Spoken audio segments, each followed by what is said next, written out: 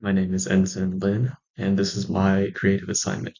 So for this assignment, I'm creating an experiment that is going to be involved with the relationship between linear and angular velocity.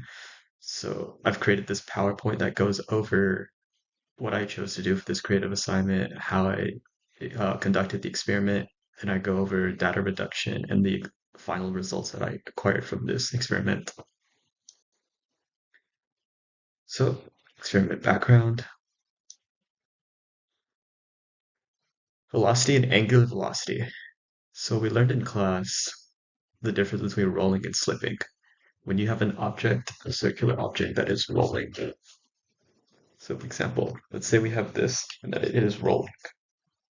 We know that the position at the bottom of the wheel experiences no linear velocity. But here in the center of the wheel, it experiences only linear velocity. From the 2-point formula that is given for, or the 2-point formula for velocity, if we plug in the fact that the velocity at the bottom point is zero and the velocity at the center is finite, we will see that the velocity at the center in the I hat direction is only a function of r times omega. So this means that if we take the number of times the wheel rotates multiplied by 2 pi and then by r, then it should get us the velocity in the I hat direction. So this is the actual experiment that I conducted. Alright, so for this experiment, I have my phone taped here, as close to the center of this wheel as I possibly can get it. Theoretically, the speed or the velocity in the x direction of this bike will depend on the rotational velocity or angular velocity multiplied by the radius. So what we're gonna do is we're gonna count the number of times this piece right here makes a complete rotation, and then we're gonna compare it with the velocity data that we acquire from the Firefox app.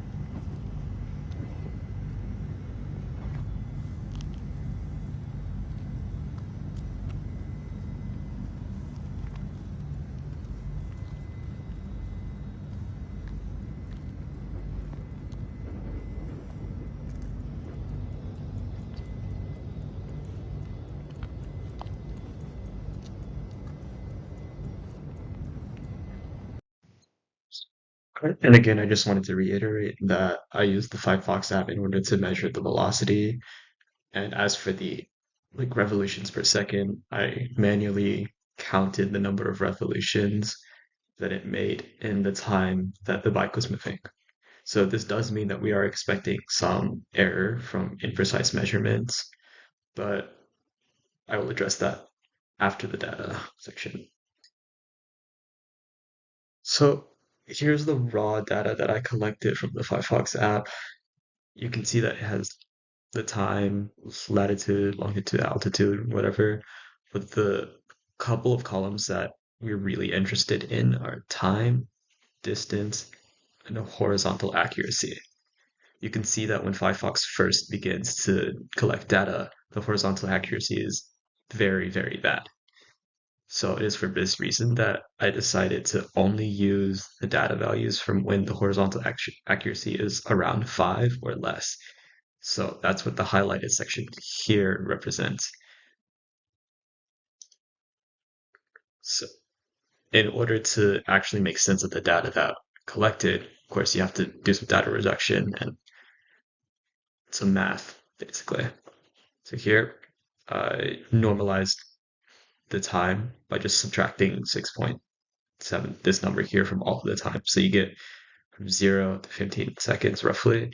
And I did the same thing for distance. I converted it from kilometers to meters and then just normalized it again. From there, I made a graph on Excel. You can see this graph down here. And what we're looking for is this y equals x value. This will represent our actual or our calculated average velocity. So here you can see that I counted roughly 5.1 revolutions in the 23 seconds that the bike was moving. This is, again, rough calculation, so some error is to be expected. I got that the revolutions per second is 0.221739. Again, just 5.1 divided by 23.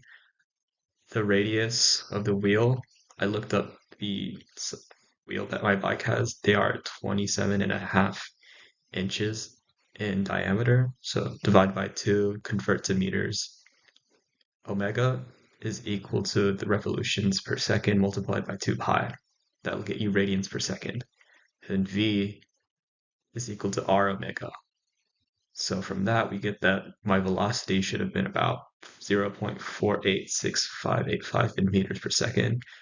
And quickly, I'd like to address the fact that I know earlier we said that V should be equal to negative R omega. However, I'm just going to take the magnitude because you understand what we're saying here. You understand what I'm trying to say. Technically, the wheel was rotating counterclockwise and I was counting it counterclockwise, so this omega value should be negative anyway. Or rather, this should be negative, and then because it's negative.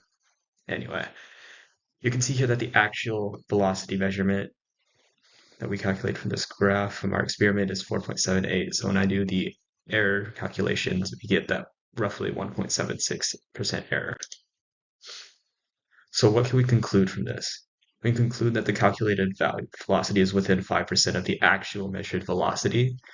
The difference or the error terms most likely come from, again, measurement error, and a big one is like friction because we are completely neglecting the force of friction in this experiment. So the conclusion here is that angular velocity is in fact related to velocity by the term r omega.